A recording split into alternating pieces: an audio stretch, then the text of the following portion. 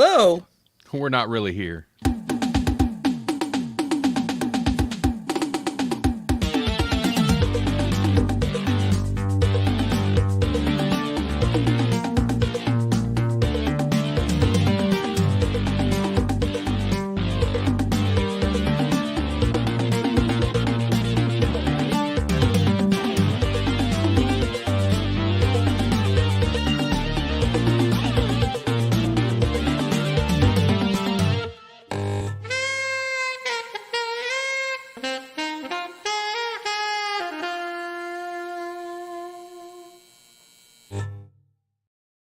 Ball Masters. Welcome to Grawlix Nights, the Grawlix Podcast live show. I'm Randy.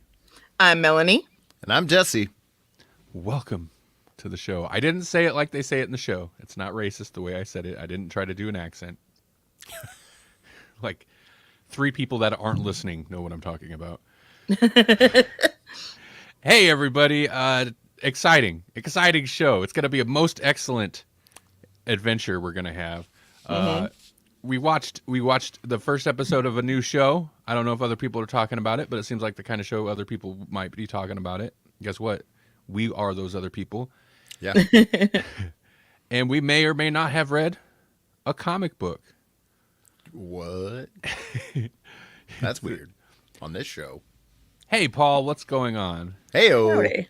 How was the con? That was last weekend, wasn't it? Yep. Sweet. But Every first, time somebody says something about the con, I always think of like con men, and they're like looking for their long marks. how was the heist? Looking for their marks, yeah. How are you two doing? What's going on? Pretty good. Yeah. You know what? I was cleaning the living room this week, and I found a really old business card of Paul's, and I'm like, wow, that must have been like the first time we met him a long time ago. That we had? Yeah. Wow. Yeah. Yeah. Yeah, because I don't recall, I'm sure, yeah, at a convention. Mm-hmm. But I don't recall, and Paul's probably like, I remember you. I don't recall Paul. Would have been either Comic-Con 4 or 5, because at 4 you guys came, and at 5 you guys tabled. Mm-hmm. Probably 4. And that was the last one there ever was. I'm wrong. I do remember meeting Paul in person. Yeah, I remember. I remember seeing his wood burnings and stuff. Yeah. Okay. Yep. Guys, I was about to say, and that was because that would have been after we had done Lunchbox, right? We'd started doing Lunchbox shortly before that one. The con that we were at, yeah. Yeah. We actually did a lunchbox at that con, right? And that worked surprisingly well. I'm still amazed that that worked out on the laptop that Melanie's using to stream right now. Yep. Yeah. Oh, wow. A little Chromebook, old, out of date Chromebook. Yep. Y'all still talk? Y'all still do comics on this show? Kinda. You'll see. We do comic We're out of related practice. things, right? I mean, Yeah. we talk about comic book shows and movies That's all the time. I feel like several years ago, when I was neck deep in it, before I don't know what happened, I fell out of it. It would have annoyed me. I think that it wouldn't have annoyed me that there's so much comic book stuff because it was already there. It was already happening. Mm-hmm. But I think I'd have been annoyed oh, just comic book movies and TV shows. You don't actually read the comics. And now I'm like, I ain't got time for that. Right. Well, but also the product in the actual comics kind of waxed and waned, and we tried for a while, and now it's like, nah, I'm gonna wait and find out if it's good, and then y'all can tell me to read it. Right. I do miss being. I mean, man, it's an expensive habit, really. But Yeah. I miss being as keyed into there's no way I was gonna be able to follow DC and Marvel. I tried to jump on Marvel for a bit, but there was just too much. But I was pretty up on everything DC was doing for the most part, up till a certain point, up till about, what did they call it? After the New 52.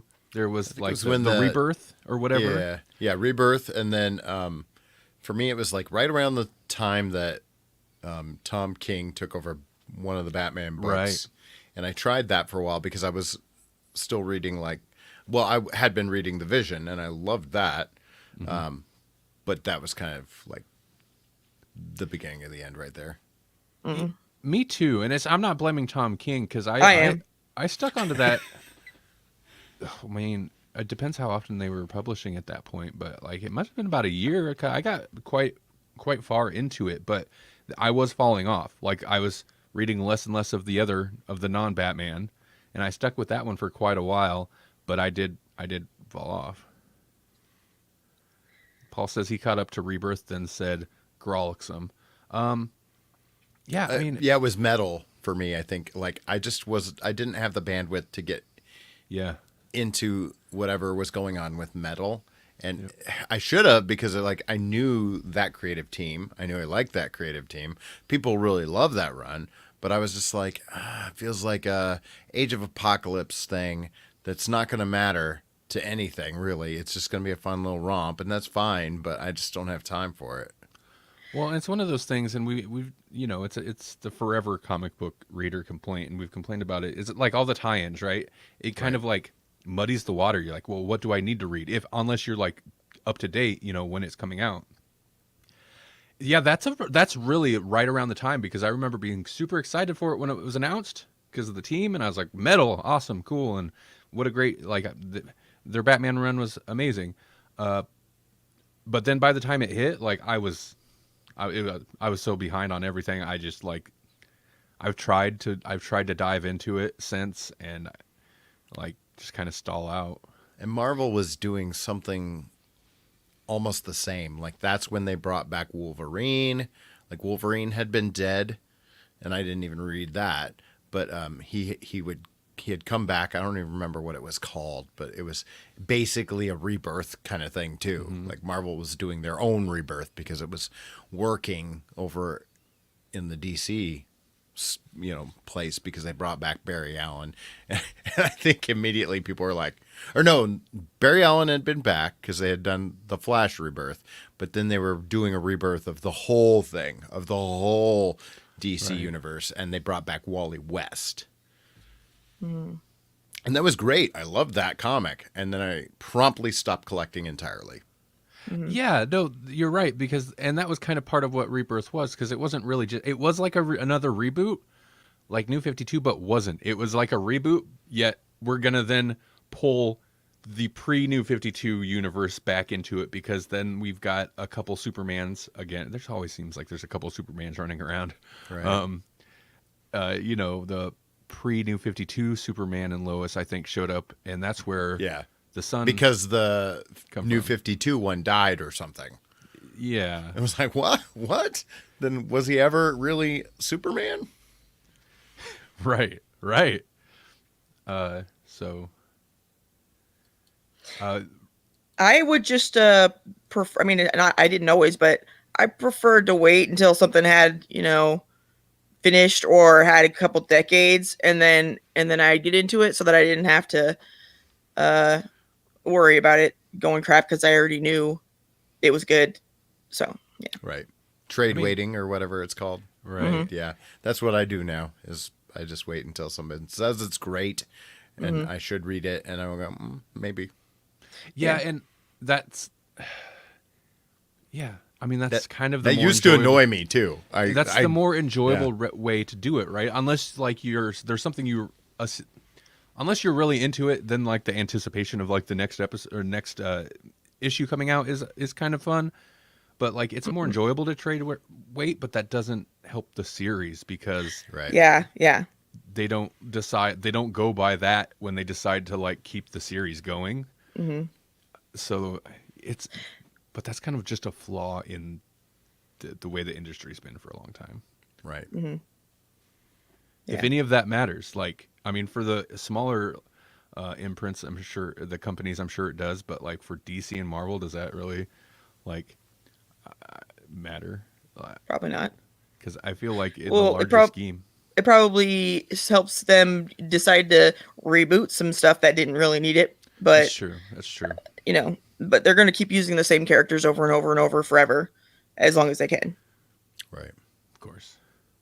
And then all they have to do is like kill one off for a while and then bring him back, and that'll be exciting again. Besides, who's going to generate the storylines and plot lines for their future movies and TV shows at, I'm sure, a much lower rate than they would pay a screenwriter?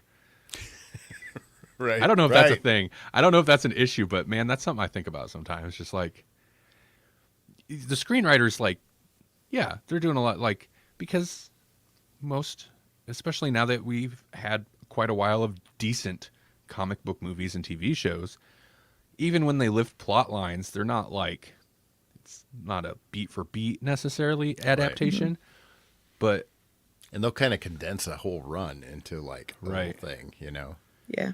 but I feel like if the original writers probably still aren't getting appropriate compensation if they're not directly involved in the adaptation. Right. Well, I mean, the original writers some of them aren't even around anymore, are they? Right. Right, right. And, I guess that's like, it's like contract work, right? Or something where it's like, well, you do the work, you don't Work for own the hire. rights to the story. It was work for hire. Which type has Right. been the issue all along. It's like you create a character for Marvel, but it's Marvel's. Right. Right. And now it's Disney's. So Right. good luck fighting that. And, that might be why, that it could be part of the reason you don't see a ton of like new characters all the time in Marvel and DC Universe comics. I mean, you do see new characters, but they're not like, I feel like a lot of creators, to get a really good idea or a character they really love, they're like, I'm going to hold that one. That's mine. I'll take that to Dark Horse or Image or somebody that, a creator-owned type deal.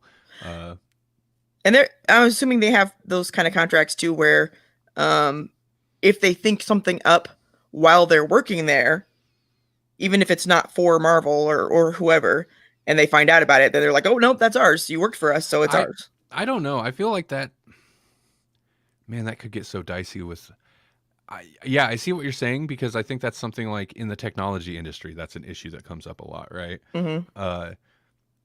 But then again, like, I don't know, because there's a lot of writers, unless they sign, there's a lot of writers that will work for both the big two, unless they have an exclusive deal signed.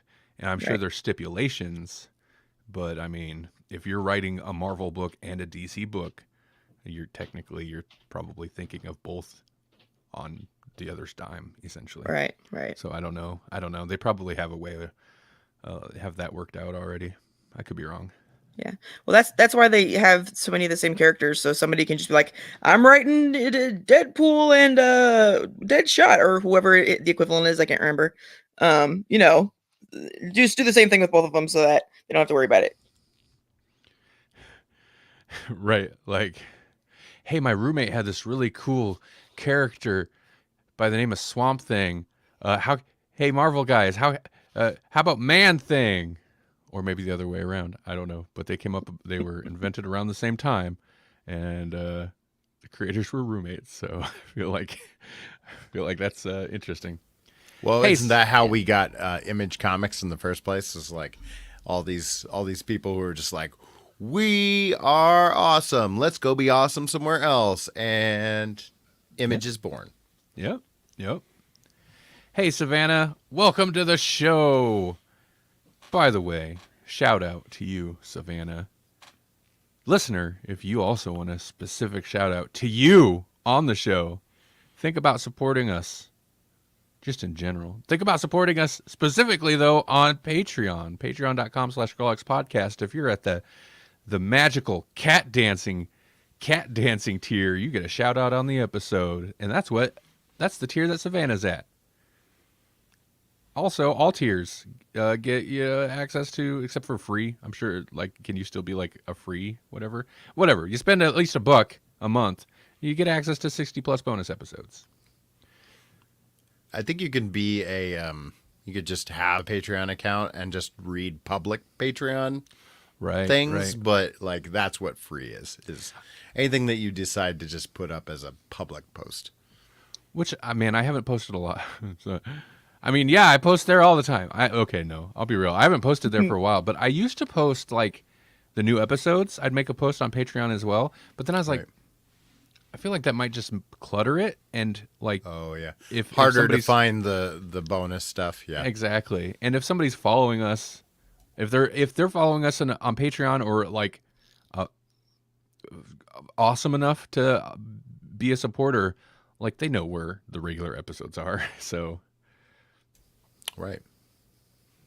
If you also want to support the show, but you don't do the Patreons and you want something out of the deal that isn't just the awesome sound of our voice, you can also do Humble Bundle stuff. And there's all sorts of great Humble Bundles happening right now. If you're a gamer, like a tabletop gamer, there's a Paizo Press Pathfinder bundle, which is awesome. You can get the whole game for like less than $30 or something. There's like a movie bundle if you are one of those people that makes movies on your computer. There's a software bundle, all sorts of stuff. So check it out. And unless it's gone by now, since we happen to actually be talking about comics for once, there is a comic bundle. What? I should correct myself. It's manga. So I I thought there was another one though. Manga's all right. You just have to get used to reading wrong, and then get used to reading right again when you're done. Right. Yeah, whatever. They got lots of stuff. Go to grawlixpodcast.com/humble. That's an affiliate link. We're a Humble partner. We'll get a kickback, and it costs you nothing extra. Unless you want to like bump up what we get. Bump it up. Well, let's first talk a little bit what you got there. Actually, I have a manga. Like, this is a manga. It's a Pokemon one. Like, the original one. So, like, that's, I believe that's Red right there. Not Ash. Who's Ash? See, he's a real fan. He knows. Red and blue. Red and blue right there. Go ahead. Nope. Ignore me! I forgot what I was going to say. It's even backwards. Like, the spine is backwards. Like, the cover's where the back would be. You know? Like, the back cover's where the front would be. It's weird. How do they read these things? It's so bonkers. That is, of course, I don't think it's out of line to say, that is so foreign to me. It is foreign. It's literally. But it's very strange. It's weird that you like how in-ground something like that is. You read from this direction to that direction. And if you reverse it, it seems wrong. Everything's wrong. The world's upside down. Cats are dancing with dogs. It kind of takes me out of it, you know, because I'm constantly like, wait, do I go this way and then down? Oh, no, I got to go this way, and then I got to go back over here, and then this way. Especially with comics.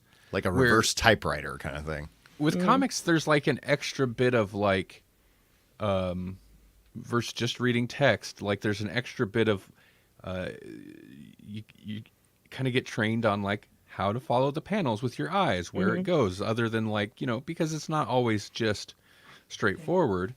So then to throw the extra loop of like, hey, also you need to read this in a reverse order that you're used to. Yeah, that's interesting. I haven't read that many manga, but the ones that I have, they were good in that the artwork led you where you needed to go, so it wasn't as difficult as it could have been. Right. I want to catch up on Savannah's thing. She's having a whole conversation by herself. She's still stuck on that microverse episode that she mentioned last week from, what was that, Rick and Morty? I think so. Oh, yeah. And she said she watched a lot of Peacemaker. Great. Peacemaker's amazing. When you finish Peacemaker, start watching Doom Patrol. It's like very similar in a way. And it's fun. So, Randall, what have you been watching besides since Peacemaker's over? Okay. Well, real quick, I want to mention before we get to the big thing that I know we've all watched. No, that's the appropriate segue. Because the only thing other than what the three of us will talk about that I've watched is you and I finished Our Flag Means Death. Yep. Last week we hadn't watched the season finale. It definitely seems like it could come back for another season, so I'm very excited about that. Oh, Savannah's already watched all of Doom Patrol. Okay, good. All is right with the world. Yep. A few things are right with the world, I should say. But yeah, it's good. Man, I don't want to. I really only have one comment about the show. Savannah, have you watched Our Flag Means Death? She has by the not. way, it's Taika. It's Taika Waititi. You got to watch it. I really only have one comment about how I did not expect the show to be this X, Y, and Z. But it's almost a little bit of a spoiler if you haven't watched any of the show, so I don't want to say it. Yeah. But I thoroughly enjoyed it. There's more Taika than I thought there would be, but it was fun. So much Waititi. Mm-hmm. He's in it a lot. I think by the third episode, he shows up, and then he's just like a main character. So,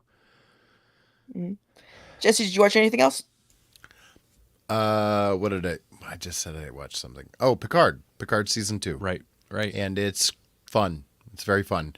One thing that isn't really a spoiler, but it is a cool, fun Easter egg is, I mean, it's a little bit of a spoiler, but not like really, because you kind of get the vibe from all the trailers that they kind of go back in time and they have this fun moment on a bus, which is very callback to A Voyage Home. And there's a great Easter egg in that scene.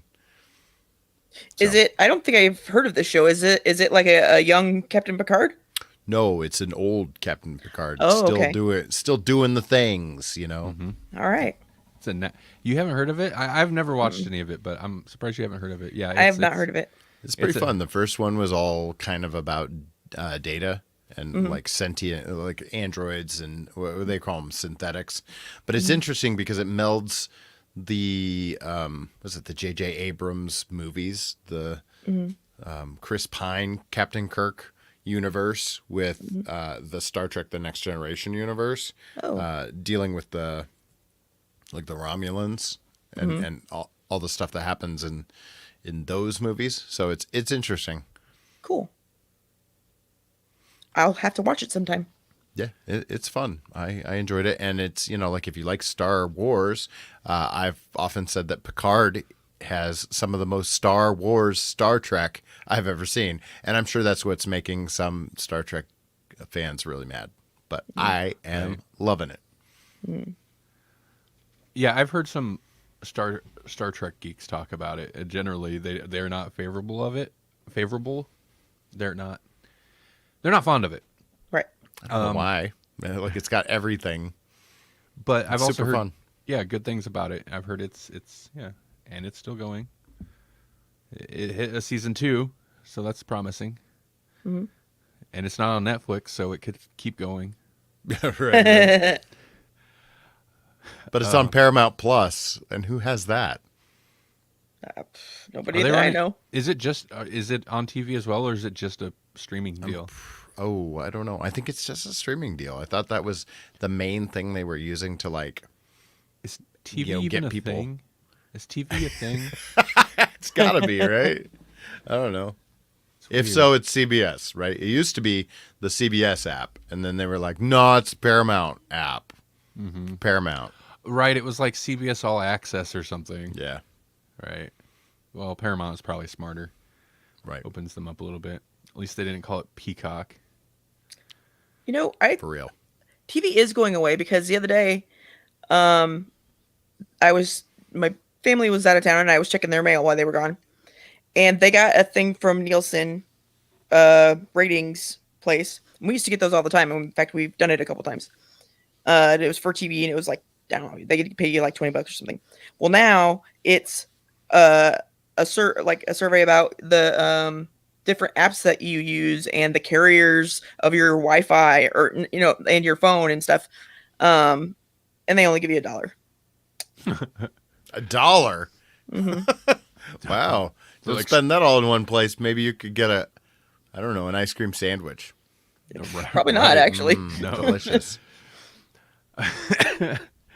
All right. Well, hey, speaking of streaming services, I know we've watched another thing that's a brand new thing. Moon Knight. I don't know why I'm like playing it like it's a yeah. We watched the Oscars. God, I forgot that was a thing. Slap a Grawlix on it. They literally had to. Well, sort of. They just slapped a moment of silence. Just no audio. Yep. I feel like this point, I feel like the next day there were so many memes. Everybody was tired of it. Everywhere. Yeah, everybody's over it already, I think. It is fascinating to me, though. It shouldn't be. It shouldn't be. It's just everything is so much wrong with it. But Yeah. it is fascinating.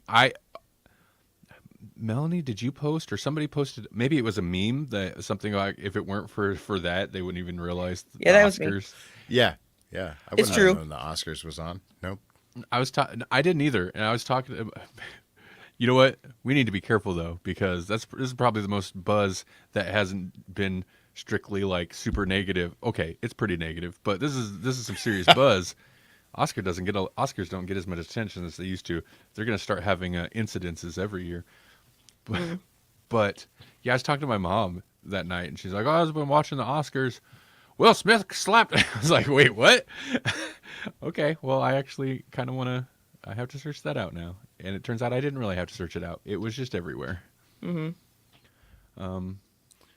funniest not funny thing I've heard somebody say about it was, didn't that guy get nominated for playing Muhammad Ali? Yeah, He did. Think he'd be better at punching. yeah. He didn't even punch him. It was a slap. Yeah, right. And I mean, I'm not. Yeah, I think. Oh, sorry. I thought it was fake at first. right. I think a lot of people did. It was kind of like a dissociative moment. Like everybody's like, "Is this actually happening?" Well, and it wasn't like violent enough to hit you in like that. Oh, this is some real world violence happening. I mean, it is. It was. I mean, it's still technically an assault, but like, it was kind of a weak slap, and Chris Rock was on it with the like. He was on with like getting out of the way. Obviously, not quite quick enough. I think we won't delay on this too long, but I think my absolute favorite thing is Chris Rock's immediate reaction. Like, just, wow. Oh, wow. Yeah. I had to watch that 2 or 3 times, just like, whoa. I love the reaction. But, man, come on. Will Smith, like, what you doing, man? And I didn't know about the alopecia thing either. And after I heard that, I was like, well, that is Right. ouch. Yeah, it was But in also, poor like- taste. It was in poor taste, but also, It was. so yeah. is slapping someone on a stage broadcast to millions of people. And- the gall it takes to walk up there, man. Wow. And I don't really care what is wrong with anybody. If you don't want attention, negative or otherwise, then don't go to a freaking awards dinner where people are going there to pay attention to you. You know, that's the whole purpose of the whole thing, is to pay attention to you, judge you, critique you, say nice and bad things about you. If you can't handle it, don't go. Right. Don't be a And movie star. It usually is like a roast too. I mean, like Yeah. whoever is. I mean, even Billy Crystal would probably pull some shenanigans. Yeah. I will say though that alopecia areata used to be one of my favorite things to say. And that's just balding in spots. So I was excited when I heard that, because I was like, oh yeah, that word. Or, You I just love it. like the word of it? The Yeah, word, I the like saying it. sound? Like onomatopoeia. It's fun to, it rolls off your mouth right. Hey, so we also watched Moon Knight. The first episode Yeah. came out. That's how we got here. Yeah. Speaking of, there's no segue for it. We're just going into it. Yeah, Moon Knight. What'd you guys think of this? Yeah, it was interesting. Yeah. I'm nodding sort of emphatically. Not really. It was good, but it was also like it was like a Bendis issue 1. It just barely got things moving. It's interesting. It sets up the universe. It's compelling. I liked it, But also, we had so little Moon Knight in it that it was like, is this the Moon Knight show? I agree with all that. It's interesting. I, I I think it would have worked well as a movie, even possibly. Um, and yeah, there's lots of interesting stuff going on, but nothing. It didn't get deep enough in it to say whether I like it or not. Basically. Yeah, I wish they would have maybe done what they did with Hawkeye, and that was to because didn't they give Hawkeye like 2 or 3 episodes that first week? Like it was like a couple episodes dropped, and I feel like they probably could have / should have done that with Moon Knight, but maybe not because Moon Knight's a little more mysterious, and so maybe they want people to percolate on the mystery. Right. And I don't know if I buy Ethan Hawke. That's who it is, right? Yeah. I was shocked to see him as the bad guy or whatever. He seems. I mean, not that he couldn't be a bad person, but especially like a religious bad guy. That's just very strange to me. Well, I'm curious what they're doing with it because he's very clearly got some like pretty extreme powers, and I went ahead and started reading the Lemire run, and that is crazy pants, right? Like that one just dives into the deep end of the craziness from issue 1. Like he's in an insane asylum, but he's in an insane asylum that may or may not be actually run by the Egyptian gods themselves that are trying to trap him there, you know? And it's like, well, if they're going that way with this, if Ethan Hawke is an Egyptian god just pretending to be a guy, this could be weird and awesome. This is one of the few examples I feel like, and maybe it's because it is one of the few. I could be wrong. I'm trying to think of the other. Yeah, it's one of the few Marvel shows where it's like, here's a whole new character. It hasn't been in the movies. Like, it's just, here you go. You don't know him. Here you go.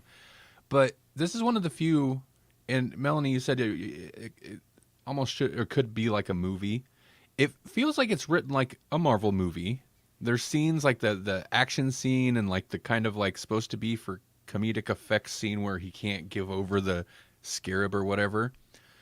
But something felt off about it, and it looked nice, the show, I think. It looks nice, but yeah, it's the first one where I'm like, it feels like they're going for the same level of production without the budget. And I'm not and it's not even in the way it looks. It's just kind of maybe the execution, but like what I felt like the comedy of that one scene was supposed to be like didn't land like it should have. And I'm like, I could see that in one of the movies, then it leads to this big action scene. Endless in cars, flipping out and dudes getting taken out by logs and stuff was pretty shocking, and it looked okay, but like something about the execution of it felt off. And then there's little things like, I mean, he's missing. He'll wake up and just be missing days, right? Like they could have played that up more, and instead of like he's just kind of a wreck, then he goes to work, and then later he's just working, and it's like, I know you were off on the weekend, but you still missed Friday, like, and you can just be working now. It's fine. Like, there's just a weird disconnect from reality. Maybe that's the point. Well, and the voice of Khonshu is a little... I'm ready for him to tell us to roll out. Yeah, he does. He sounds like Optimus Prime or something. It's like a ridiculous, over the top narrator voice, and it's like, yeah, that's the part I'm having a hard time with because there's a disconnect there. Like the Khonshu construct, like the visual of him is super cool and creepy, you know, with the like long, you know, like the bird skull type of look to him, and that voice doesn't go. I don't know. And then it's weird because like they went with Stephen Grant as like the prime personality, but he's not a millionaire playboy like he was in the comics. Oh yeah, like in the comics he's like a millionaire film financier producer, right? Like he's the playboy personality, and Mark Spector is kind of like just the prime personality that communicates more regularly and takes on the form of Moon Knight a lot more often. I think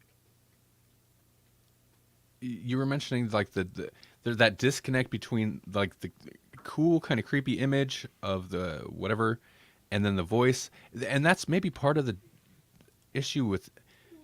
I wish they'd lean into the psychological horror. I mean, it kind of felt like they wanted it there, but they're quickly working towards like, nah, it's a superpower type thing.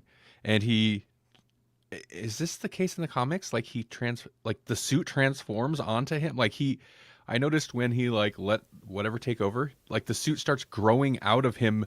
It's they play it loose, fast and loose with it a little bit. I mean, it just depends on who's writing it, to be honest. Okay. But it's like, he does seem to have like more power. He's stronger when he takes on the actual form of Moon Knight, but also sometimes he just can like in the Lemire run, he can see what is real. Like he can see. It's almost like being able to see the Matrix kind of thing. Like, oh, I can see the code now. I can see that you aren't actually a doctor who has my best interest at heart. You're actually an Egyptian god, and I don't trust you. Mm. Okay, you have a crocodile head. It's like having a set of glasses and They Live. Yes. Yeah. Yes, exactly. Yeah. Well, he's there to talk about Egyptian artifacts and sell jelly beans based on those same artifacts.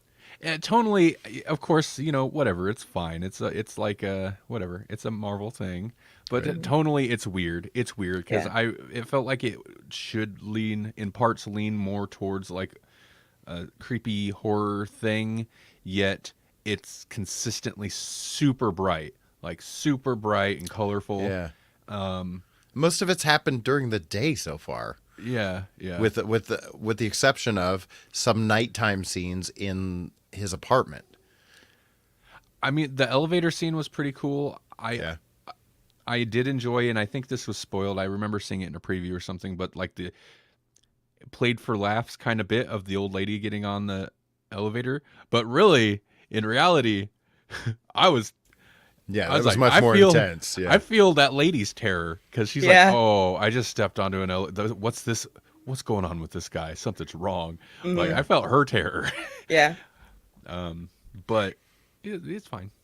And I think maybe that's part of the reason it has a little bit of weirdness to it, because they play so much of it seriously that when you add in the comedy, it's kind of doesn't fit in there. Like in the what you were saying earlier with the trying to keep the scarab away. Oh, that's kind of funny, but we're in a town of cultists and nutbags, and this is a very serious situation and not the time for that. It seems like from everything that's been happening. It was a Jim Carrey move too. It was just like so over the top. Like, here, you can have it. The color of the pen that I hold in my hand is royal blue. Mm-hmm. Right. Yeah. And it's also the thing, like he's saying things. I'm like, dude, just say like something's happening to you. You don't know what's going on, and you don't have control of your body. If you want it, you're gonna have to hold me down to take it. Like instead of just be like, oh, I'll give it to you. I'm trying. Here you go. It's just like, I don't know. Yeah. It's just one of those kind of things. Yeah. It's like they don't know what they want to do with the comedy either. Mm-hmm. I think that's the thing. And part of that kind of works because it's like, we have no idea what's going on with this guy and his different personalities, right? So like it is keeping us on our toes, but it's keeping us on our toes in a weird way. Like as like, are we trying to do a Deadpool thing with this where he can hear his inner voice? What's going on here? And he's arguing with himself. Like it feels very comics Deadpool. And it's like, oh, just save that for Deadpool, please. Yeah. The one thing I really did like though was again in the car chase thing, and maybe it did it another time too, I'm not sure, but when it would be like a reel stopping or something, and there was like the like little bits of black, and then it would switch, that was fun. Yeah, he'd lose like control of it, and then it just like I don't know, he comes back to, and he's driving backwards on the road. Yeah. I like that. I'm curious how many of the personalities we're going to get, because at this point, we know that Mark Spector is kind of the Moon Knight personality. He's the one that works most directly with Khonshu. And and then we have the Stephen Grant personality, who is apparently a laughable idiot who can't even get a date. But then there's like the New York cabbie personality that he would use to like get information on the underworld kind of thing. He was more of like a street level type of personality. So I'm curious if we're going to get that personality at all, or if we're going to try and narrow the scope, which I'm not against, Yeah, I don't imagine they'll go too wild, because the average viewer, and they've got to, make sure they don't know none of it. Like, we had read a little bit of it, but I remember very little of it. So, like, I kind of knew the deal, but I was also thinking about, like, people who don't know anything about, like, Right. Moon Knight. Okay, what's this? A new Marvel thing? Like the rest of the world, almost. I mean, there's people who do, but I mean, most people who watch all the Marvel movies haven't read any Marvel books. You know what I mean? Right. And so they most likely have never heard of this person because he's not, one of the big names. Right. Moon Knight's not necessarily like a top tier character for sure. Right. And yet we got a Shang-Chi movie. I'm not mad about it, but it's like we got Shang-Chi but not Moon Knight. Weird. It's pretty strange. This phase, and part of it is also, I think, the timing with 2020 and 2021 throwing things off. But this phase is weird, but I'm not hating it. I like most of the TV shows they put out. Right. And I mean, Spider-Man, you should count Spider-Man in there. Spider-Man was great, but like the next Doctor Strange movie, I'm intrigued by. Sure. So like this phase is weird, and when they kind of set this phase up way back in the second Avengers movie, when they Vision and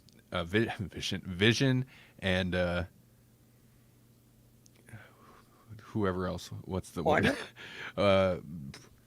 Wanda, Okay. Wanda Vision, whatever. They introduced those characters, which that was kind of the seeding of what I thought was going to be phase 3. And I guess they were in phase 3, but really that kind of set up more of the current stuff. I was not excited for any of that at that point. I'm like, I don't care about none of those characters. But now that we're here and they're kind of getting off into the weeds with weird characters, I am enjoying it. I think I'm like, I think wherever this is headed, I'm going to enjoy it. But I am a little worried about this series because like all the other ones kind of came out of the gate a lot, I don't know, a lot more Stronger? direct kind of thing. Yeah. Right. And so I'm like, oh, is this destined to have a second season? And I would love to see it potentially continue past whatever we're going to get here. Who knows? Are we going to get another 6 episode thing and that's it? And maybe that's why they're not giving us a ton of episodes. And I think we'll have to wait and see what they do with the show. If they tie it in better, and I could see them not starting with the tie-in before they did the show because people don't know about it, and so it's all kind of a mystery to unravel. But then if they can tie it back in, then I think maybe it'll be okay. But we'll see. Right. I mean, it's kind of a test audience marketer way to think about it, which is not necessarily the best way to go about this stuff. And they know what they're doing over there. But using the shows to introduce smaller, lower tier, that sounds reductive, but smaller, lesser known characters, and see who maybe kind of gets traction, or at least introduce them before bringing them to the larger budget, big screen movies and stuff. Right. That's kind of super smart. I don't know that they're necessarily doing that. That kind of seems like maybe what they're doing here. Maybe they don't have plans for him in movies, but they're just like, Moon Knight, why not? It sounds like they aren't really even considering him part of the MCU, even though he's a Marvel property. I don't know. Weird. Yeah, that is strange to even do it. Maybe they're just like, Right. we'll see what happens. Well, it makes you wonder, are they testing the waters with a DC kind of thing where they can just like, maybe we'll just do a Moon Knight thing and it doesn't have to be tied to the Avengers. Well, and I know it's not necessarily Marvel initiated, but they kind of did. I kind of feel like after, and DC's beyond this. They're already into the like waters of like, we'll just do whatever. But after Spider-Man and the multiverse and Loki and the Doctor Strange multiverse stuff, like I kind of feel like they're definitely hitting a point where it's like none of it, continuity doesn't matter. Like they No. don't have to, because the Marvel movies have been so good about continuity. Mm-hmm. And at this point it's like it doesn't matter. You want Andrew Garfield? Maybe. You want that guy from the X-Men movies? Here he is. Nope, Ralph Boner. But so like Yeah. like it's just like whatever. And that's not necessarily a bad thing, but it's interesting, especially since like they've kept such a like tight grasp on it so far. Mm-hmm. What do you think?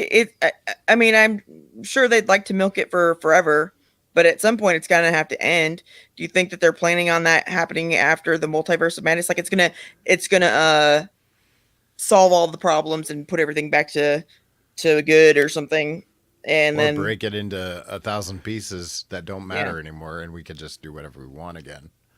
yeah. Yeah. Because they've kind of painted themselves into a corner with this cohesive universe a little bit. Yeah. Yeah, I think maybe more that what Jesse was saying, because that is the downside to having such a tight grasp on everything is like, then what? And it is also the thing of like after the big names, your Iron Mans, your Captain Americas, like after those actors are like, okay, I'm done, or whatever, or they're like, we can't afford to pay them what they're demanding anymore. Right. Like we're gonna lose the audience because those are the people they're invested in. So it is kind of smart to like loosen it up a little bit. Let's just throw this out here, this out here, this out here. Let's see what gets traction. And if that doesn't work, it's fine. It's its own thing. It's a splinter universe. It's whatever. But it's definitely like lost cohesion. And yeah, I don't think they'll ever willingly stop. It's such a big property, like all the Marvel stuff. It's such a big property, but like the bubble's got to burst at some point, right? Yeah. People eventually, people might get tired of the superhero stuff for a while. I don't know. I'm surprised this lasted this long, to be honest. Right. Yeah. We're on to another Batman reboot. So I'm like, what? Isn't this like a sign? Yeah, but Right. they've done it pretty smart in the build up. Especially, I love Loki. It's so good. But yeah, this is the natural progression, even if for comics and for movies. I think getting into the big like crossover multiverse thing, they've already done the crossover, but this is like even more so. It's like anything goes. But then after that, yeah, I don't know about it. I don't know about after that. This is as far as they've ever gone, And it is the natural progression. Like they've gone more and more comic book as it's gone, but figured out how to make it work. They've like embraced the things that like pre, the first X-Men movie, they've always like, there's just certain things they won't do with comic book movies, and that's kind of limited them. That's held them down. Or they had certain, movie studios seem to have certain ideas. Like, what, there's no supernatural elements in this? It's a comic book movie. It's got to have supernatural elements. Like, stuff like that. But yeah, the huge crossovers, the multiverse stuff, spin-offs, like, I can't believe like they're fully into just the format of the comic book medium itself at this point, and it's kind of amazing. Well, I mean, they got Disney money. It's true. Yeah, I don't know. I thought there was something else. It's weird. We just kind of endlessly talk about comic books, not even specific shows or anything, just the comic book movies. Right. Yeah. TV shows. Well, what if they made a movie into a comic book? No, nope. That doesn't work. That's going the wrong direction. Interesting. Well, what if they did? Well, what? would they be doomed? They would be doomed. And you know who's doomed? Bill and Ted are doomed. Yep. Doomed. So We're going to talk about Bill and Ted are doomed. yeah, at least This a is- little bit. This is this was just a 4-issue like miniseries, right? I think so, yeah. By Evan Dorkin and the Grawlix logos, Roger Langridge. I feel bad for Roger Dorkin. That's a horrible last name. I'm sure he got made fun of all the time when he was little. Evan Dorkin. Yeah. I mean, I feel like that leads to the kind of creator that would make something like Milk and Cheese. Yeah. Oh, is that who it is? Yeah, Evan Dorkin Yeah. is. Yeah, Well, then he deserves it. that escalated. Yeah, Evan Dorkin. His tie to Bill and Ted is that he was contracted or whatever to do the Bill and Ted Bogus Journey film adaptation into comic book form. Like, I don't know if you guys remember this, but like they used to just do this all the time where it's like, okay, you'd get a novelization of a movie and then you'd also get like a comic book adaptation of a movie. Like I think I had the Secret of the Ooze, the Ninja Turtles, movie in comic book form probably before I even saw the movie. That sounds And they awesome. They used to do that all the time, and Evan Dorkin was the guy that they had doing that. In fact, his run, the original Death, was much more just a Grim Reaper. He looked much less like oh boy, now I've totally lost the actor's name, but the guy who played Death. Yeah. So like on this cover here, he actually kind of looks like the guy, but in the original one, he was just like a skeleton face. Oh, interesting. And it was like the original treatment. So like they reference that in this book. We were talking about this before the show, but the original Bogus Journey treatment, there were a lot of things that got cut for the actual theatrical release that are still in that adaptation of the in comic book form. So you have all those weird things, and they reference them in this, which is like a weird flex because it's this book right here is supposed to bridge Bogus Journey, where they win the Battle of the Bands and they're kind of a success, and then the new movie, Bill and Ted Face the Music, where they're just living in the suburbs and their lives are kind of falling apart. And what happened to the stations? And what happened to the good robotesses? And what's going on here? That is super interesting. So I wonder if it was because like that happens with novelizations a lot. I've heard of where they're working from like the script a lot of times before the movie's completed. So the adaptation will have stuff that didn't make it in the movie. It is so weird of him to like no, the adaptation that's the continuity, that's the canon. That's Right. That's yeah. That's what I wrote, or that's what I wrote around. Yeah, that's my Bill and Ted. Yeah. That's my Bogus Journey. Well, the funny thing is like then he got to continue the there was a comic book series that continued after the Bogus Journey adaptation. And he basically, Marvel did not care. They had the license for Bill and Ted, but they really didn't care what he did with it.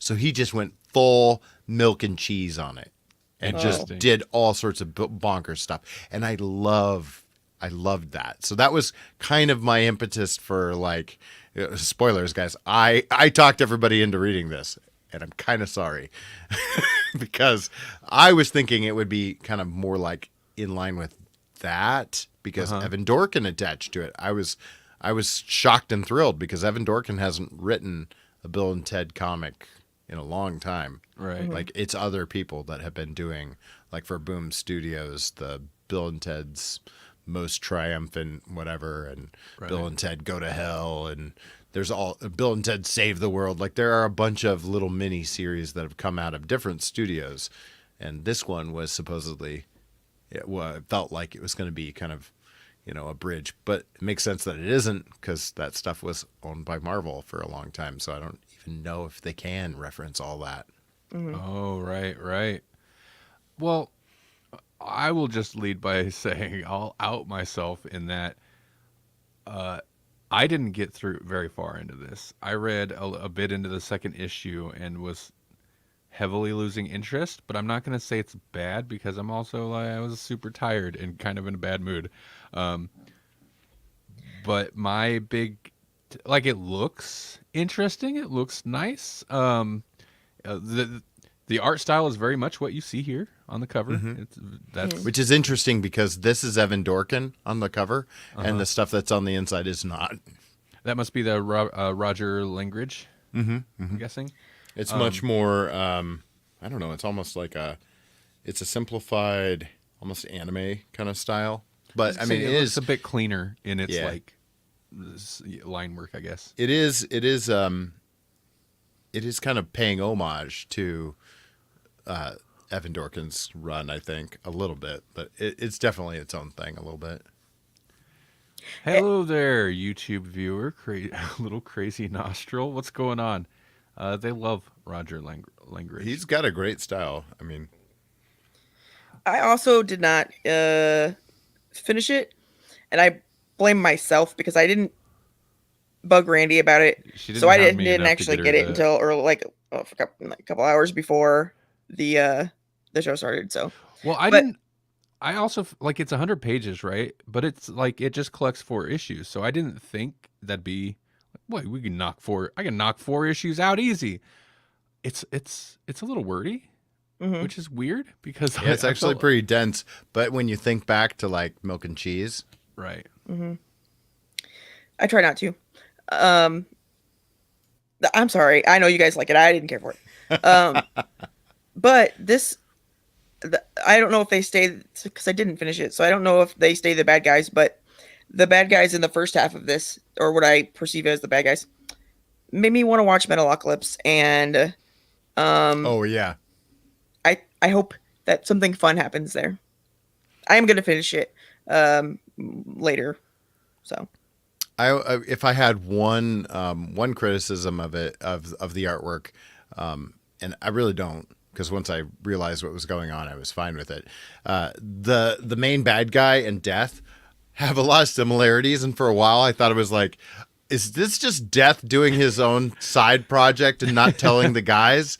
Like for a while there, I was like stuck on that. I was like, I feel like this is just Death, and when's the other shoe gonna drop on that? And it wasn't. It was never that at all. Like it's literally just this like Death to False Metal clan or cult or town, and then Death was just always on Bill and Ted's side, although like begrudgingly. Yeah. Well, I was going to say, first off, yeah, so Melanie and I didn't get through the whole thing, and that's why we don't talk about comics a whole lot on the show anymore. We're just out of practice. We're out of practice. Jesse did actually get through the whole thing. Yeah. So Jesse, I think we've got already got like a tone of what you thought of it, but what would you think of this? You know, like it was a slow burn, but I really did enjoy it once we got into the thick of it. But I mean, like, so I think some of the charm of this book is the fact that it takes, I mean, like I think the whole point of it is to take that bridge and answer all the questions that we as Bill and Ted fans probably have going into Bill and Ted Face the Music. Like, what happened to the stations? What happened to the Good Robot Us's? And it kind of handles that while also giving us like a plot line so that it's not just crazy madcap. But like Melanie was saying earlier, I believe, maybe that was before the show. Yeah, maybe it just would have been better if it was just Crazy Pants. Maybe if they had gone full Milk and Cheese and it was just random bits and they just jumped all over the place. That might have actually been more interesting, because it's like, while they're trying to write the song that will unite the universe, because that's all they've been trying to do since, you know, basically the first movie. And this is just them toiling to no avail because we've got to have Bill and Ted Face the Music anyways. While that's all happening and they're running from like snow trolls and all sorts of crazy stuff, the stations and the Good Robot Us's are at home with the kids, and the like there's all this stuff that is like I don't know, it's just bonkers. Like everything seems to be falling apart. The good robot us's are like, what are our purposes now? And so they're like, well, we need, if we are just good versions of them, then we need good robot princesses, right? So then it was like, well, who can make us good robot princesses? The stations can. And meanwhile, the stations are like, man, we're tired of living on Earth. We're tired of living in like the garage or whatever right next to Bill and Ted. Like, we want to go home. We used to live in heaven. And now we don't even do that. We just build stuff for Bill and Ted. We want to go home. And so like they get sucked into like building good robot us princesses. And then the robots are like, we need kid robot us's or whatever. Like they need kids. They're like it's just like very Bill and Ted robot logic happening. And so it's just like the stations finally being like, come on. But when push comes to shove, like they'll do what they need to do to try and help Bill and Ted. But at the end of it all, basically, they all just go off into space. The robots, the stations, everybody. And that's how you get all those wacky elements, except for death, out of the third movie. I had a question that what did Missy do to the dads? Because they mentioned something about Missy doing something and maybe sending them to hell. I don't remember any of that from the movies. What was that all about? In the second movie, Missy leads a seance. Oh, okay. That's what sucks Bill and Ted down into hell when they are ghosts. Okay, Because okay. they're like, we could contact them through this seance. Bill and Ted are dead. Okay. Yeah. Okay, good. Because I was thinking like she did some bad things to their dads, and I was like, well, that's not nice, and that's not very Missy like. I don't think. Well, I mean, she does constantly dump them. Well, Like, yeah. I'm going to dump Bill's dad. Now I'm going to dump Ted's dad. And now I'm going to, who knows? Like one of the most ridiculous things in this whole thing, like, it's like, what is the tone of this thing? They get trapped into a snowball. It's almost like the falling gag where it's like, dude, this is a totally deep hole. Want to play 20 questions? And so like they do that whole thing while they're inside of a snowball rolling down the side of, a mountain. That's fun. See, I don't. I think I was just being impatient. I didn't get far enough into it because my thing, I was like, it's not hooking me. The humor that's there isn't that humorous at that point. Sure. And the big conflict was like their popularity has waned because they haven't gone to play shows and they're out of money. And I'm like, this is not fun. Like what? Right. Where's the hook? This is not enjoyable. But I didn't get to the craziness. So that's why, and I even knew it. I was like, I can't say it's not good because I didn't get far enough. Yeah. And you were a grumpy bumpy you today. Well, grumpy bumpy, what do you mean? A grumpy It's bumpy. the most Grawlix way to say it. You're a grumpy bumpy. I was particularly, earlier today. Excellent. More bogus. Yeah. What do you? I mean, what do you? so what do you like, think? would I recommend it to people? Like, you could skip this, but if you are a diehard and you're just like, I need more station in my life, then this will scratch the itch. There is more station in this, just not maybe as much as you would think or even hope. Why don't they make a station movie? Make a spin-off of that. I'd watch the crap out of that. That's the most bizarre, bonkers thing that they had in that movie. I was like, what am I even watching, and why do I love it so much? Because it reminds me of a Fraggle. Yeah. Or whatever that, yeah. Right. It's interesting hearing people talk about the second movie in more recent years. Like, I was like, people thought it was a bad movie. I always really liked it. I loved it. And apparently, like, people would point to stuff like Station and stuff just being like too ridiculous and out of left field. It's like, that's the thing you remember. Like, the Reaper and station. Like Yeah. those are the hooks of that movie. Good like, robot Yeah. us's, you know, like just how bonkers it is. Yeah, it's Yeah. that type. It's if it would be weird if it wasn't that type of movie, but it is that type of movie. So yeah, it's a ridiculous movie. It needs ridiculous characters, and they have to go way out of the world to make it, you know, a sequel, basically. Right. I And wanna it say would be that- weird if they did the third movie without even mentioning any of that. You know, like they had to have death just to tie it all back together. Yeah. Yeah, it would have been super weird if they didn't like. Yeah. The third movie's weird in its own way. Yeah. Yep. It's real weird in its own way. Okay. Yeah, I mean, sometimes this can work to the benefit, but it definitely had the slight air of like,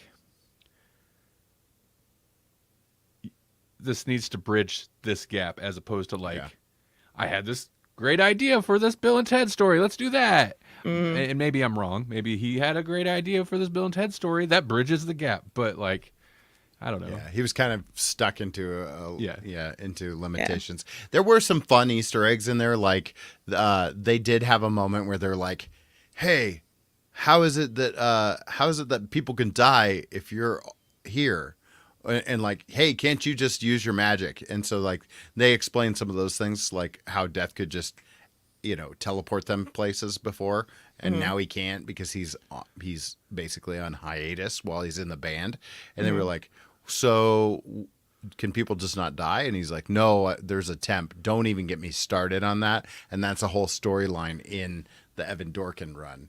Oh, So okay, It's interesting. like a guy, you know, like he, instead of a scythe, he's got a chainsaw. His name is Morty, and like it's a whole thing. And I was like, that's a fun little callback, and only a super nerd like me would even catch that.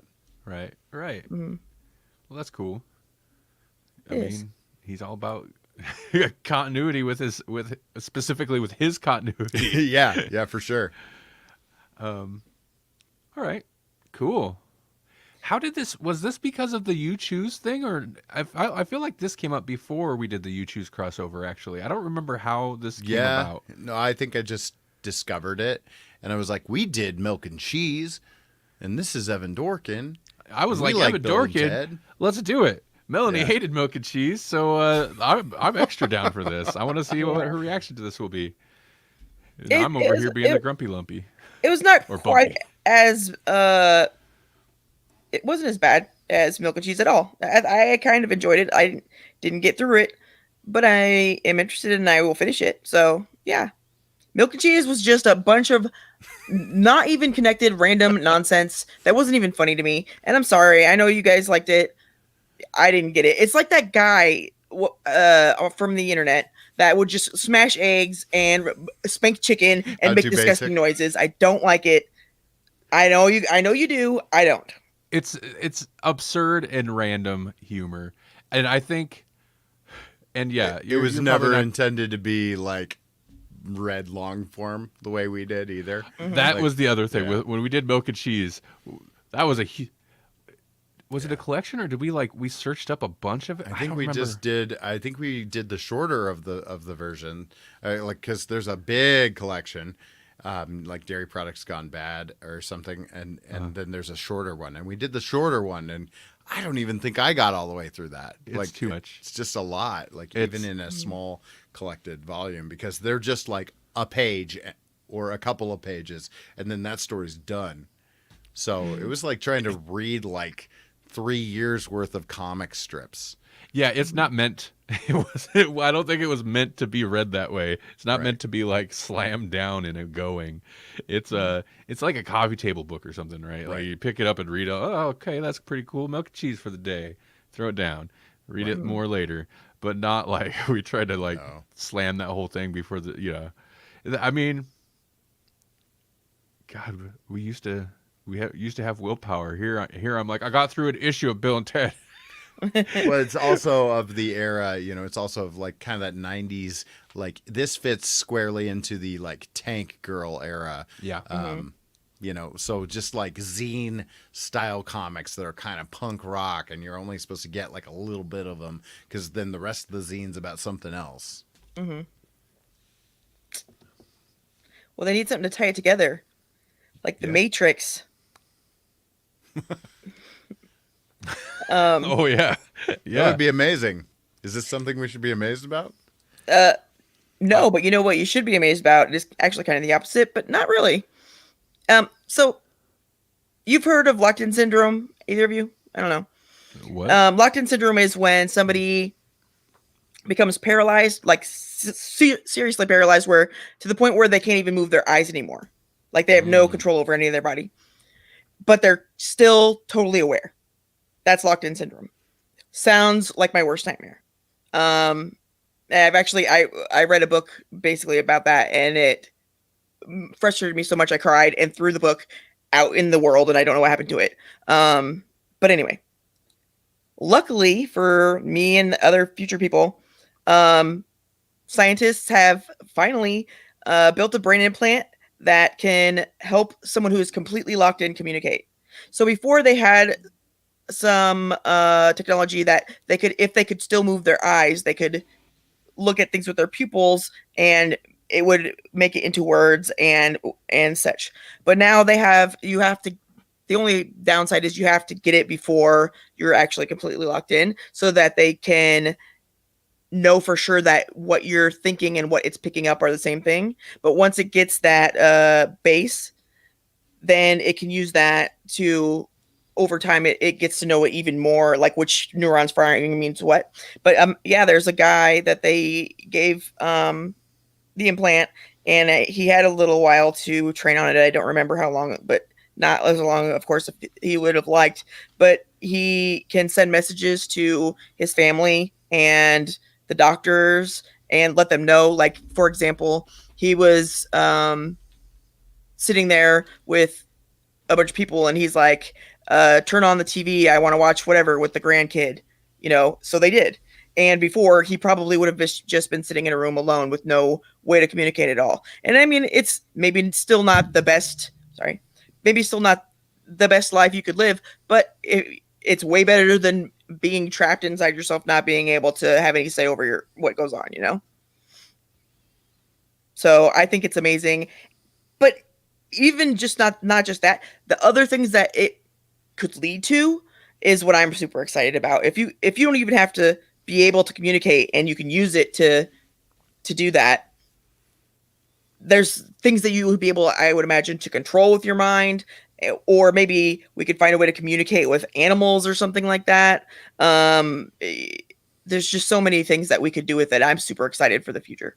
There's a series written by John Scalzi that is basically about this kind of thing, but it's set in like a different. I mean, like I don't even know that it's the exact same diagnosis, but it's basically the same thing where they're completely present, but they're essentially vegetables. Their physical bodies are, but they're able to like power like a basically a robot body with their mind, and then they're almost able to have like a Ready Player One style, like a mind castle kind of thing. Like there's, I mean, it's a terrible, physical malady or a disease, or I don't even know what you'd call it, like almost like a paralysis, right? But it's a fascinating, vehicle for science fiction at the very least, and it sounds like it's actually going somewhere in the real world, and that's kind of cool. Yeah. I was really excited to hear about it, for lots of reasons, but they do have like mechanical limbs and stuff that they're using similar but not the same processes to control. So maybe eventually they will be able to do like a whole bodysuit. But that would, like I said, that would take so much training to get the computer to recognize which, parts of your brain and which neurons firing and mean what. And that's the big drawback is all the time it would take to train the computer that is the, connection between you and the rest of the world. And I'm amazed. Good, you I am should be. too. All right. Well, hey, you guys got anything else Jesse, you got anything coming up? Anything exciting to mention? No, not really. Melanie? I just want to say, if you haven't yet, you should go to our Facebook page if you have Facebook, um, and or the group. I'm not sure which, but there's a little bit of our artwork on there, Oh yeah. and Yeah. it was a fun time, and you should enjoy yourself with it also. Yeah, we've been playing with Disco Diffusion, which is a machine learning AI artwork generation thing. But it's pretty wild. You can generate stuff with text prompts, so it uses. I mean, it's kind of like clip whatever people talk about, clip whatever text based. I don't know, instructions, I guess, but or you can input images for it to be based on, or video file, and like people generate some pretty amazing stuff. But it definitely takes some like figuring out how to make it do what you want it to do. Mm-hmm. I am almost done with a new music video, and it's kind of mind blowing. And teenage Randy would have loved it. Oh yeah. It's totally like, it's like, wow, that's pretty rad. But yeah, super cool. That's what I'm amazed about. I mean, your thing is amazing too, and is arguably way more important to people. But so the AI generated art stuff, like I see people are critical of it, and I get it. You know, I seen some post about like this is going to be the death of the artist. It's like computers were the death of the artist. I don't know. Player pianos were the death of the musician. Like, Yeah. no, there Video are killed the radio star. right, exactly. There are a lot of like, sure, low effort people pumping stuff out. It's the NFT thing. Community is so entwined with it because you can create lots of artwork real quick. Sure. But beyond that kind of lame argument, like as a tool, man, I don't think people are even utilizing it like correctly or to like its full extent at like with the capabilities it has now. As a tool, I think it's going to be mind blowing. Yeah, he mentioned that to me, and I agree. I think that more artists need to Yeah. actually use it, and I think it could do amazing things. It's just it's not. It's a tool. It's not being used by the right artist yet. Is all. I don't think. Is this like the thing that Pete Mitchell was using for a while, or? Yeah, kind of like that. I don't remember. I know he was like I remember he was training a model on his artwork style so that it could like replicate his artwork style, which is super cool. It's like that. Disco Diffusion specifically, I'm not sure what all different it kind of, like some of those like pull in several different like for the text prompt thing to work, they pull in one type of code and then whatever. They hodgepodge of a bunch of machine learning stuff, and it's trained on, I don't even know the full data set, a bunch of images and stuff like that. But what I've been impressed by is it's like you want to make an H.R. Geiger looking picture, throw H.R. Geiger in the text prompt, and it will make it. And so it's super like wide in its like capability of style. And I think that's where maybe some people like, you can just throw an artist name and then like trending on ArtStation, and it'll throw out some beautiful thing. I don't personally. I don't care. I don't care for that, but I do. I mean, I think I've only done it once or twice, but when I'm trying to go for something and it's just not getting it, and I'm like, okay, do this and make you maybe like, some famous like Picasso, like that, not really his stuff, but just the like, choppy part of it, you know what I mean?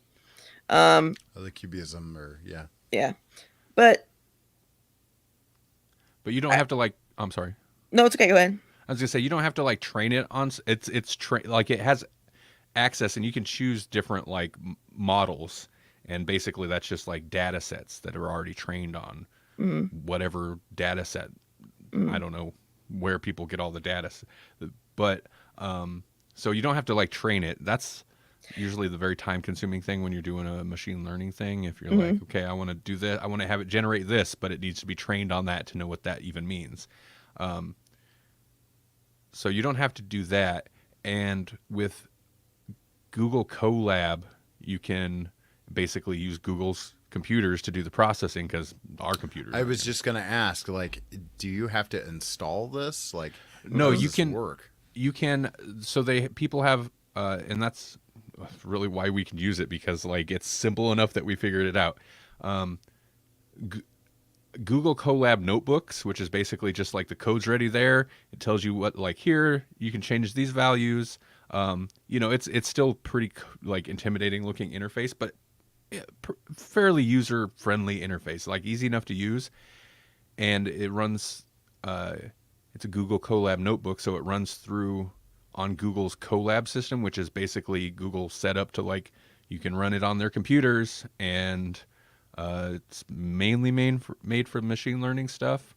And you can do this for free, except like, you don't have access to the faster processors, and it's kind of limited in like, you can kind of hit the usage limit. It'll disconnect you. Even if you upgrade to their Pro, which I did temporarily, $10 a month, like you could still kind of hit a limit, but so it runs on there, and it's basically just like you can pretty much roll with the defaults, connect it to your Google Drive. That's where it'll save the images, and also download any needed, like if it needs to download, data set or whatever to save there, to work off of. Sorry, real quick. I think if they got more artists in it to build up a data set even more would be better, because there's things that they could add to it that I think would make it better, but that would be one of the things that would be helpful. But I think still just giving it more information so that there's more options would make it the best. Like, if you could pick like the brush type, or you don't even have to do paintings really. You could do claymation looking things and stuff like that. That was crazy to me. I mean, I haven't done it, but Randy played around with it a little bit. It's nuts that the options that you already have that you can do, and like spinning the perspective. It's amazing to me. It's kind of like one of those 3D paint things that I think are fantastic and amazing, and are like what's going to be the next art, in the future. Because who doesn't want to be able to go and walk around in your art? That's amazing. And this has a similar kind of feel to me. Like, there's so much that we could do with it in the future that we are just beginning to see. Yeah, it's still hard to go into it with like, okay, I want it to do this specific thing, because it's not going to want to do that. It's still hard to get a very specific thing. Even if you start with an image, or you can apply it to video. You're like, okay, here's a video of a face, and I want this to happen. And then it's like, oh, you said it was a face? Well, here's a face on here. Here's an extra eyeball in their nostril. Like, it's still, like weird. Like, we need one that's called "That's a Secret, Don't Tell Anybody." Exactly. Like, it's still machine learning, and that's still kind of dumb. Like, it just doesn't. There's context it doesn't understand. But if you play around with it long enough, and then you kind of figure out little tricks, like, so here's something I stumbled across. Claymation and stop motion. I was applying effect to like I made a little animation in After Effects, threw it in there, and applied like a painting look so it get like consistent look with this video I'm making. And I was like, it's okay. So I was like, well, what if it's like claymation stop motion? And what it spit out kind of blew my mind. I was like, wow, actually, I think I have one of the images. Since we're kind of on a slight tangent, then we'll hurry up and get off of here. I'm sorry. Yeah. That's how Randy does though. He finds a thing, he latches on, he just dives headfirst into it, immerses himself, and then like 2 weeks later, he's like, okay, I'm done with that. Let's move on. So Right. Here. Okay. I'm gonna share the screen. okay. Sorry, audio listeners of the future. Okay, so this was just like this started off as just a cheesy 2D, not particularly cohesive or great looking animation I made in After Effects, and I said claymation and stop motion, and then some other stuff. This is like a mechanical zombie covered in cables and wires and stuff, and it spit out a bunch of stuff like this, where it looks like actual kind of physical objects, and it's pretty incredible. Problem is, like, each frame is wildly different. Yeah. Like, Oh yeah. played in motion, you can see what it's doing, but like it's really weird. But you can adjust how much effect it has. So I played with it a little bit more later, and I was like, that gives me an idea. So yesterday, and I don't have this uploaded to show, but so yesterday I made, and it's pretty flat looking, just like a space scene with a cheap or the cheesy looking rocket ship flying by a planet. And then I had it apply like a stop motion or claymation of like that rocket in space. And I found if I put it at basically 70%, so basically it doesn't change the original image all that much. It added a texture that almost made it look like cardboard cutout, but it made it look like physical, like stop motion thing. And I was It's like, almost like a South Park kind of scene or something. yeah, a little bit. And it gave it depth, even to the point where like where the little fins and the rocket ship again was pretty flat. I gave it a gradient so it looked like it had whatever, but it was otherwise just flat. It even like put shadow on the bottom fin where it would be. Like it's kind of amazing. And I was like, that's where the strength is. Like, yeah, generating from scratch is amazing and mind blowing, but like in terms of getting having a specific vision for what you want to create, like create something. And everything I've done a bunch of stuff where I'll throw together a picture in Photoshop, and like most of the time I'm just like, quick, throw it together. Doesn't need to be perfectly masked. This creature doesn't even need to look right. It's just like cutouts of other images thrown together. You know, the color doesn't have to match perfect. Put it in there, and then generate some results. See what looks good, and it's like, boom, that looks amazing. That you end up with something like this. And then you could build off of that. Sure. And so almost like a super advanced filter. So if you use it lightly, you can get amazing results like that. Or you can start from nothing and generate weird, crazy stuff. So yeah, obviously that's what I've been excited about lately. So the rest of the show, I'm like, oh yeah, Bill and Ted and Moon Knight. Let me tell you about this AI animation. It's like coffee for your soul. It was just Right. I do get on my certain kicks. You do. But, all right. That's it. That was a bonus. Bonus for everyone. All right. All right. I'm almost done, man. That video is going to be awesome. It's going to blow minds. Just the stills you've put out have been pretty great. So, And in motion, it looks good. It's real choppy. Like they have like their settings, you can smooth it out so it looks nice and smooth. But you like it choppy. I like it choppy. It's basically 12 frames per second frame rate, so it has that like animated on twos, traditional animation style, and leaning into it. Most of it's not like that claymation stop motion look. Most of it's like a painted look, so it's really like wild style indie animation type thing. But it's not like, hopefully it doesn't make your eyes hurt. So it's pretty consistent, I think. Anyway, excited. So that's what I got coming up. I'll let y'all know. Cool. All right. Thanks I everybody can't for wait watching. to find out. Me either. Thanks everybody for watching. Thanks everybody in the future for listening eventually. And have a good weekend. Yep. Find more at grawlixpodcast.com. Bye-bye. And it was all messed up.